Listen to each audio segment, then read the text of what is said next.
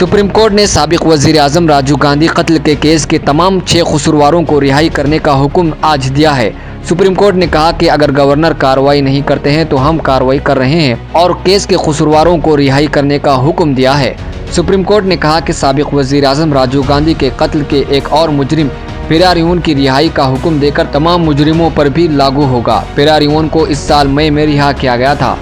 Supreme court ने कहा कि तमिलनाडु हुकूमत ने तमाम मुजरिमों की रिहाई की सिफारिश की है, जिस पर गवर्नर ने कोई कार्रवाई नहीं की।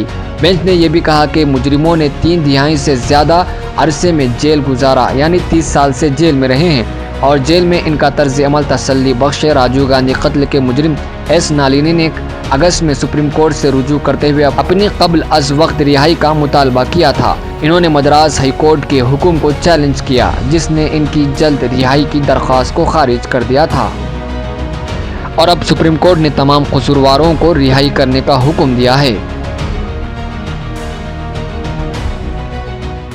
अगर आपने चैनल को सब्सक्राइब नहीं किया है तो जरूर सब्सक्राइब करें, बेल आइकन भी प्रेस करें ताकि खबरें आप तक बर वक्त पहुंच सकें। मजीद अपडेट्स के लिए आप व्हाट्सएप ग्रुप भी ज्वाइन कर सकते हैं, लिंक डिस्क्रिप्शन में मौजूद है।